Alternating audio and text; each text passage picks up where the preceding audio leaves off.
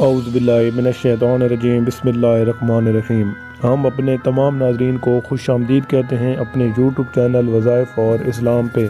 آج کا واقعہ ہے حرام کی کمائی۔ جب میں اپنے استاد شیخ کے ساتھ تھا تو میرے استاد نے مجھے مزدوری پر لگا دیا۔ میں بحری جہازوں میں لوڈنگ اینڈ لوڈنگ کرتا تھا۔ میں سارے دن کی محنت کے بعد جتنے پیسے کماتا تھا، میرا استاد ان میں سے 2 وقت کے کھانے کی رقم رکھ کر میری باقی کمائی خیرات کر دیتا تھا۔ میں نے ایک دن ان سے اس حکمت کی وجہ پوچھی۔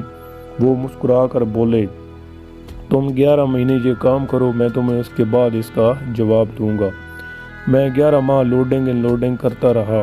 میرا وظیفہ مکمل ہو گیا تو میرے استاد نے مجھ سے کہا، تم آج مزدوری کے لیے جاؤ، کام شروع ہو جائے تو تم جھوٹ موٹ کے بیمار پڑ جانا، سارا دن کام کو ہاتھ نہ لگانا، شام کو اپنا معاوضہ لینا اور واپس آ جانا۔ میں نے شیخ کے حکم پر عمل کیا۔ میں سارا دن پیٹ میں درد کا بہانہ بنا کر گودی پر لیٹا رہا۔ شام کو معاوضہ لیا اور استاد کے پاس آ گیا۔ استاد نے فرمایا، تم اب 2 وقت کے کھانے کے پیسے رکھ کر باقی رقم خیرات کر دو۔ آپ یقین کریں، وہ 11 ماہ میں پہلا دن تھا جب میرا دل خیرات کو نہیں چاہ رہا تھا۔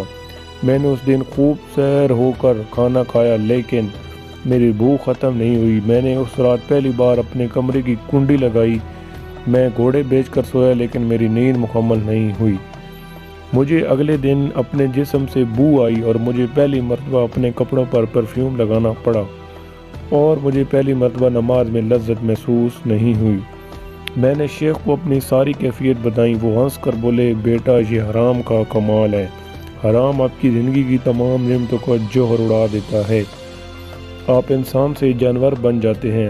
میرے استاد نے بتایا، بیٹا حرام ہمیشہ آپ کی بھوک بڑھا دیتا ہے، یہ آپ کی نیند میں اضافہ کرتا ہے، یہ آپ کے جسم میں بو پیدا کرتا ہے، یہ آپ کا دل تنگ کر دیتا ہے، یہ آپ کی سوچ کو چھوٹا کر دیتا ہے، یہ آپ کی نیند کو پھیلا دیتا ہے، اور یہ آپ کی روح سے سکون کھینچ لیتا ہے۔ میرے شیخ نے مجھے بتایا، آپ کو آج ایک دن کا حرام 40 دن ستائے گا۔ آپ ان 40 دنوں میں جھوٹ کی طرف بھی مائل ہوں گے، آپ غیبت بھی کریں گے، آپ کے دل میں لالچ بھی آئے گا، آپ دوسروں کو دھوکہ بھی دیں گے، اور آپ کے اندر امیر بننے کی خواہش بھی پیدا ہوگی۔